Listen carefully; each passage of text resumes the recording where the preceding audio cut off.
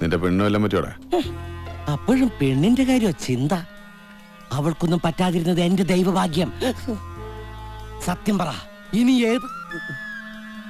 ഏത് പെണ്ണിനെ നശിപ്പിക്കാനാ ഈ വാഴക്കണ്ണം തൂക്കി പിടിച്ച് നാട്ടിലെത്തിയത്? ഇത്രയൊന്നും കൊലപ്പിച്ചത് പോരെ? ഒരു പെണ്ണിനെ കൊന്നതും അതിന്റെ പേര് ജയിലിൽ കിടന്നതൊക്കെ ഞാൻ അറിഞ്ഞു. എല്ലാ സത്യങ്ങളും എന്റെ വീട്ടുകാരെ അറിയിച്ച വിളമ്പി തന്ന കൈകൊണ്ട് തന്നെ അമ്മച്ചി നിങ്ങളെ അടിച്ചിറക്കും. അങ്ങനെ ഒരു സീൻ ഒഴിവാക്കി ഇന്ന് രാത്രി ആരും അറിയാതെ ഇവിടെ നിന്ന് സ്ഥലം വിട്ടേക്കണം. ഇല്ലെങ്കിൽ എന്റെ സ്വഭാവം അറിയാലോ. നിങ്ങൾ പോകുന്നവരെ കരഞ്ഞ് ഞാൻ കാല് പിടിക്കേണ്ടി വരും. എന്നെ കൊണ്ട് ചെയ്യിക്കരുത് പ്ലീസ്. എന്നാടാ അവിടെ നിന്ന് കിന്നാരം പറയുന്നേ? ഒന്നുമില്ലപ്പ, ഒരിക്കലും നമ്മളെ വിട്ട് പോകരുതെന്ന് ഞാൻ ജോസറിനെ കൂടെ സത്യം ചെയ്യിക്കായിരുന്നു. ഇനി ജോസറിന്റെ പോവുകയില്ല. അയ്യോ, ഇതെന്ത് പറ്റി മോനെ തലയ്ക്ക്? കയ്യിലിരിപ്പിന്റെ കൈവിട്ട കളി. അപ്പൊ സൈക്കിളിൽ നിന്ന് വീണു. സൂക്ഷിച്ചൊക്കെ നടക്കണ്ടേ? നോമ്പ് കഴിഞ്ഞ ഉടനെ നിന്റെ കല്യാണ. എന്റെ പൊന്നുമോൻ, ഇനി ഞങ്ങളെ ഇട്ട് ചെങ്ങും പോവരുത് കേട്ടോ. അമ്മച്ചി വരുന്ന മോളെ. അമ്മച്ചി അങ്ങനെയൊക്കെ പറയും. ഇന്ന് രാത്രി എന്നെ സ്ഥലം വിട്ടോളം, അല്ലെങ്കിൽ അറിയാലോ.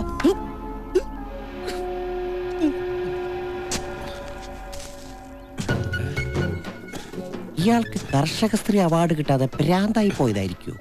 വാഴ നട്ടും കപ്പ നട്ടും ഇനി ഇവിടെ പിടിച്ചു നിൽക്കാന്ന് വിചാരിക്കണ്ട. എട്ടും പൊട്ടും തിരിയാത്ത രണ്ട് പെൺകുട്ടികളുള്ള വീടാ. ഒരു പാവം പെണ്ണിനെ നശിപ്പിച്ചു കൊന്ന നിങ്ങള് എന്റെ പെങ്ങന്മാരെയും ഉപദ്രവിക്കില്ലെന്ന് എന്താ ഉറപ്പ്? ഒരു ഓല മടല് വീണതാ. മടല് വീടാൻ തെങ്ങ് വേണമെന്നുണ്ടോ? അറബിക്കടലിൽ മരം ഉണ്ടായിട്ടാണോ മഴ പെയ്യുന്നത്? മിസ്റ്റർ ജോസ്, എനിക്ക് തല്ലുന്നൊരു പുത്തരിയല്ല. ഓർമ്മച്ച കാലം തൊട്ട് നല്ല അന്തസ്സായിട്ട് തല്ലുള്ളതവനെ ഞാൻ. അതുകൊണ്ട് ആർക്കും തല്ലി തോൽപ്പിക്കാനാവില്ല. ഞാൻ വീണ്ടും പറയുന്നു, ഈ രാത്രി എന്നെ വീട് വിട്ടു പോണം.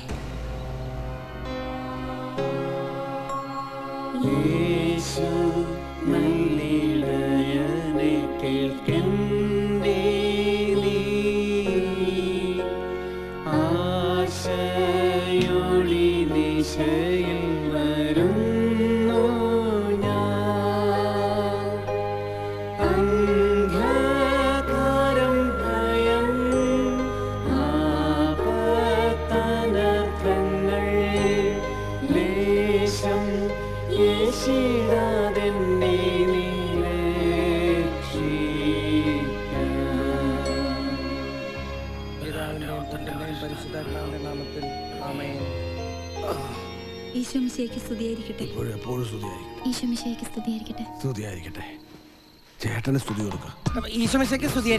അയ്യോ, എന്റെ നടുവെട്ടി എന്റെ മക്കളെ. അതിലും വല്ലാത്ത സ്ഥിതിയില്ല ഞാൻ. മക്കള് മുറി കൂട്ടി കിടന്നോ. ചേട്ടന് ഇനി ഉറക്കമൊന്നും ഉണ്ടാവില്ല. ഇത് ലാസ്റ്റ് സപ്പറ. നാളത്തെ സൂപ്പർ ഫാസ്റ്റിൽ പൊക്കോളണം. മനസ്സിലായോ? എന്താ? നാളത്തെ സൂപ്പർ ബ്രേക്ക്ഫാസ്റ്റ് ആണ്. എന്നാൽ ഈശോയെ ഒട്ടത്തിന് സ്ഥലം കൊടുത്ത പോലെ ആയല്ലോ.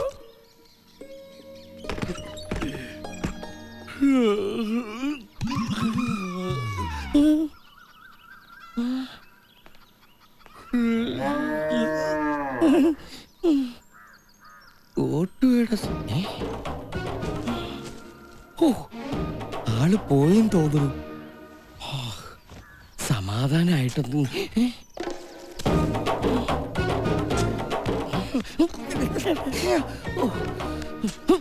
ഇന്നലെ പറഞ്ഞൊന്നും തനിക്ക് മനസ്സിലായില്ലേ? പോകാൻ പറഞ്ഞ പൊക്കോളണം. പോയില്ലെങ്കിൽ ഇനി ഞാനൊന്നും നോക്കില്ല. താൻ ആരാണെന്നുള്ള വിവരം എന്റെ അപ്പനോടും അമ്മച്ചോടൊക്കെ വിളിച്ചു പറയാൻ പോവാ. പറയോ നീ? പറയും. പറയോ? പറയും.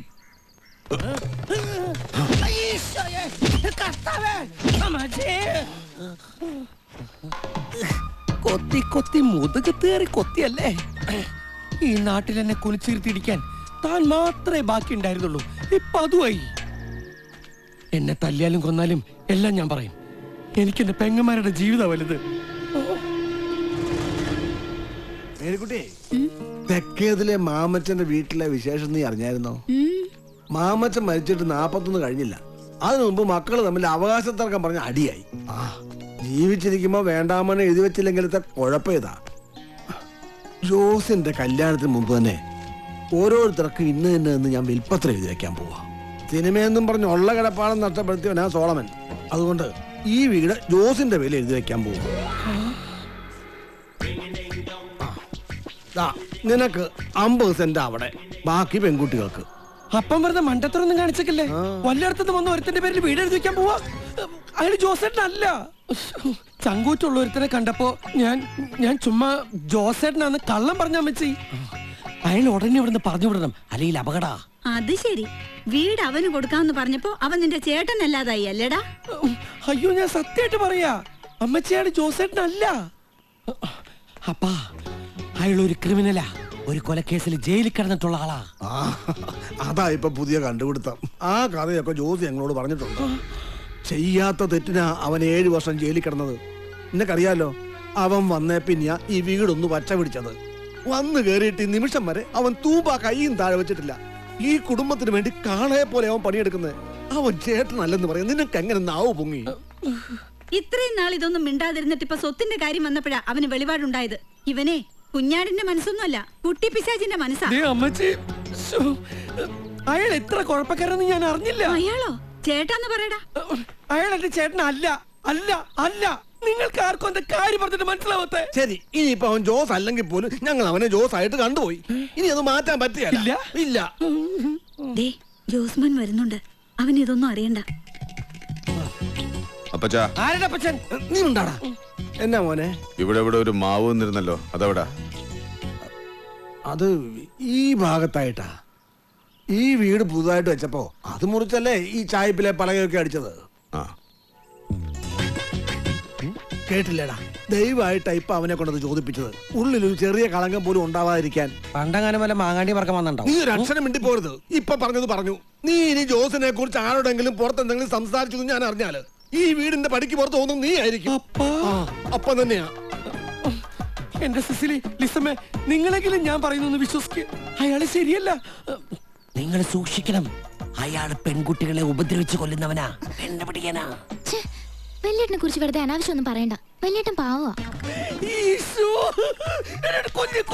ഇവൻ എന്നെ ഭ്രാന്തായോ? അതെ, ഭ്രാന്തായി. ഒരു കാര്യം ഞാൻ പറഞ്ഞേക്കാം. എന്തായാലും ഞങ്ങൾ ഒരുമിച്ച് വീട്ടിൽ വാഴില്ല. ഒന്നെങ്കിൽ അയാള് അല്ലെങ്കിൽ ഞാൻ. ആര് വേണമെന്ന് ഇപ്പൊ തീരുമാനിച്ചു പറയണം. കുടുംബത്തിന് വേണ്ടി കഷ്ടപ്പെട്ട് പണിയെടുക്കുന്നതിനെ പുറത്താക്കിയിട്ട് നീ ഇവിടെ നിൽക്കണമെന്നില്ല. അത് ശരി. തണ്ടും തടിയുള്ള ഇത്ര കാശ് കൊടുക്കാണ്ട് പണിയെടുക്കാൻ കിട്ടിയപ്പോ ഞാൻ ഒന്നിനും കൊള്ളാത്തവനായി അല്ലേ? നീ ഒന്നിനും കൊള്ളാത്തവനാന്ന് ഞാൻ പറയല. സിനിമയുടെ പേരും പറഞ്ഞ് വീട് വിറ്റ് കളിക്കാൻ നിനക്കറിയാം. കിട്ടാത്തൊരു പെണ്ണിനെ പ്രേമിച്ച് ജീവിതകാലം മുഴുവൻ അതിന്റെ പേര് തല്ലുകൊള്ളാനും നിനക്കറിയാം. സ്നേഹിച്ച പെണ്ണിനെ എനിക്ക് കിട്ടാത്തൊരു കാരണക്കാരൻ അപ്പം തന്നെയാ. ആ ഇട്ടിച്ച മുതലാളി സ്നേഹിച്ച പെണ്ണിനെ അപ്പ തട്ടിയെടുത്തിന്റെ പേരിൽ ദുരിതം അനുഭവിച്ചോണ്ടിരിക്കണം ഞാനാ. അതുകൊണ്ടാണ് ഇങ്ങനെ സംസാരിക്കാൻ നീ ഇപ്പൊ ഈ ഭൂമി നിൽക്കുന്നത്. ജനിപ്പിച്ച തന്തയുടെ തള്ളയുടെ ബന്ധത്തെ നീ അവഹേളിക്കുന്നു. ഇറങ്ങടാ പടിക്ക് പുറത്ത്. ഇറങ്ങാൻ. അല്ലെങ്കിലും എന്റെ വിശ്വാസത്തെ വീട്ടില് ഞാനിത് നിക്കണില്ല. എവിടുന്ന് വന്നു ഒരുത്തനെ നിങ്ങളും സ്നേഹിച്ച് മോനായിട്ടാണ് വളർത്തിക്കോ. കുടുംബം നശിപ്പിച്ച ഈ ഒന്നിനും കൊള്ളാത്തവൻ ഇവിടുന്ന് എങ്ങോട്ടെങ്കിലും പോക്കോളാം. ഓട്ടടി.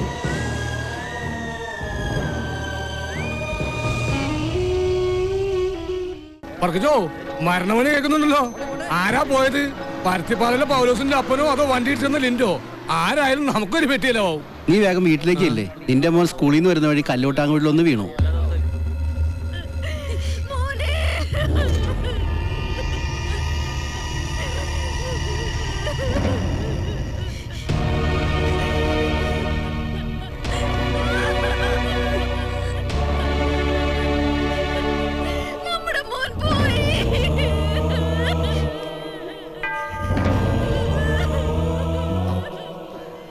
കട തുറന്ന് പെട്ടിയോരനെ എടുക്കണ്ടേ?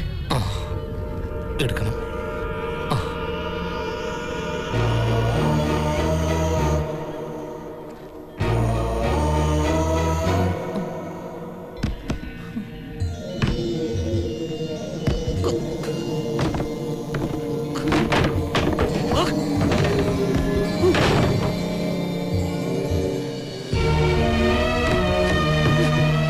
സോളമ, അവന്റെ അളവിനുള്ളത് കിട്ടി.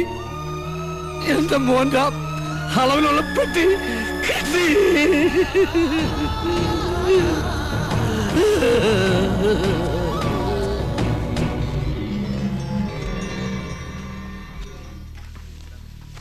എന്നാ ഞങ്ങൾ ഇറങ്ങട്ടെ. സമാധാനിക്ക്. എല്ലാം ദൈവനിശ്ചയല്ലേ. ഓരോ മരണത്തിലും ഞാൻ സന്തോഷിച്ചതിന് ദൈവം തന്ന ശിക്ഷയാ. അതിന് പാവം എന്റെ മോനെ എന്തിനാ? വരാനിരിക്കുന്ന ദുരന്തങ്ങളെ ആർക്കും തടുക്കാനാവില്ലല്ലോനപ്പാ.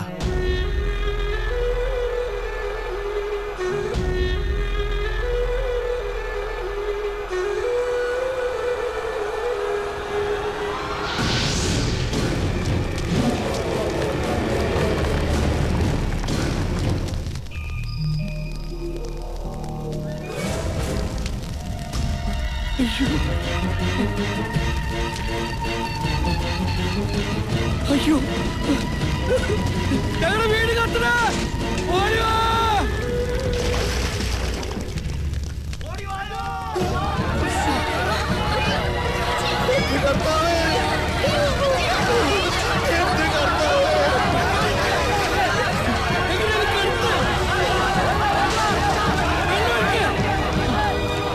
അപ്പച്ച, അപ്പ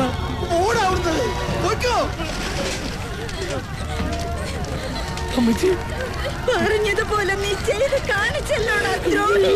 ഞാനല്ല.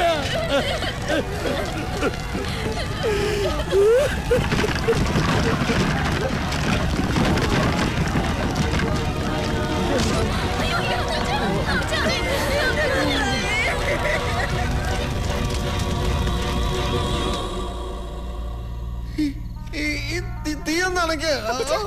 അയ്യോ, വെള്ളം ഒഴിക്ക്. അമ്മച്ചി, എടുത്ത് തീ എടുത്ത്.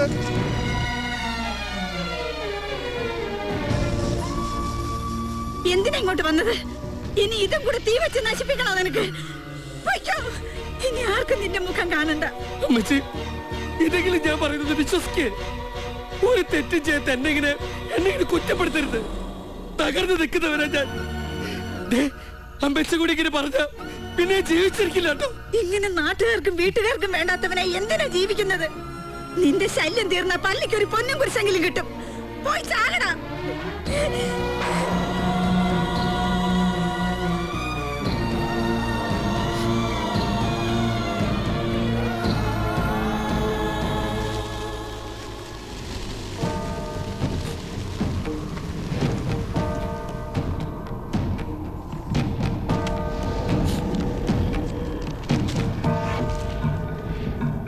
ഇടവകക്കാർക്ക് വേണ്ടി, പള്ളിക്ക് പൊന്നും കുരിശിനു വേണ്ടി എന്നേക്കുമായി എന്റെ ശല്യം ഞാൻ ഒഴിവാക്കുന്നു.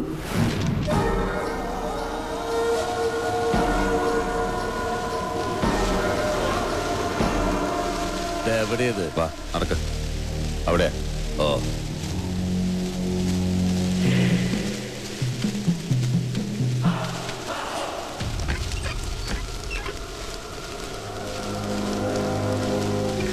വീട്ടുകാരെ മാറ്റാൻ വേണ്ടിയാ ഈ വീടിന് തീ വെച്ചത്. മാവ് ഇവിടെ ഇവിടെ നിന്ന് ഇരുപടി മാറുമ്പോ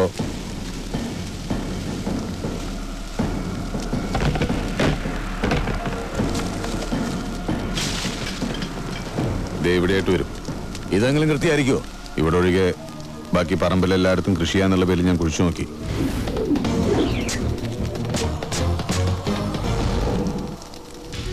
ഇവിടെ തന്നെയാ.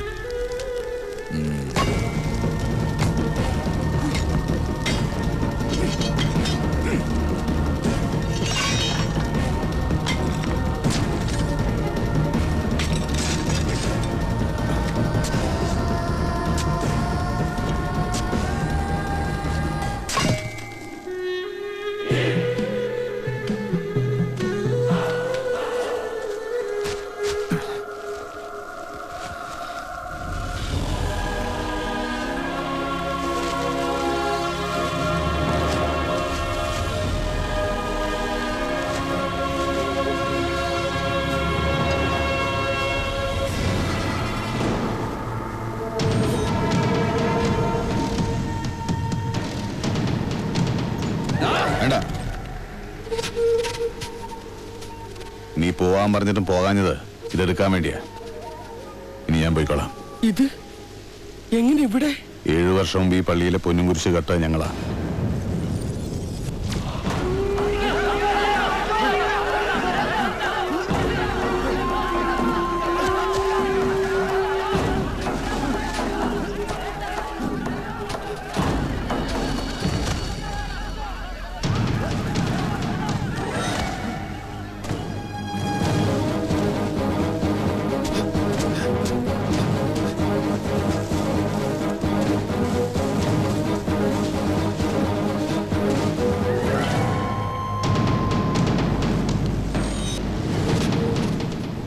ഞങ്ങൾ രക്ഷപ്പെട്ടെങ്കിലും ചെയ്യാത്തൊരു കൊലക്കേസിൽ ഞാൻ അകത്തുപോയി.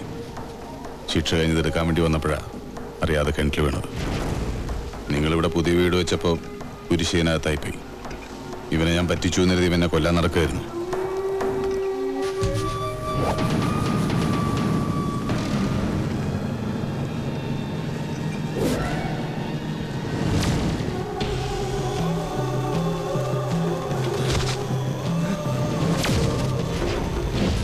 മാറിക്കോ. ഇത്രയും നാൾ നിന്നെ കൊല്ലാതെ വിട്ടത് ഇതെവിടാന്ന് അറിയാൻ വേണ്ടിട്ടായിരുന്നു.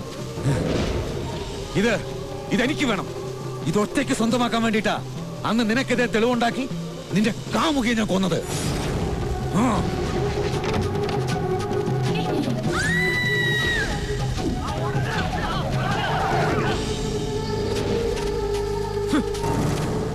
പക്ഷേ ജയിലിൽ വന്ന് പല പ്രാവശ്യം ചോദിച്ചിട്ടും ഇതെവിടെയാ കുഴിച്ചിട്ടിരിക്കുന്നത് മാത്രം നീ പറഞ്ഞില്ല.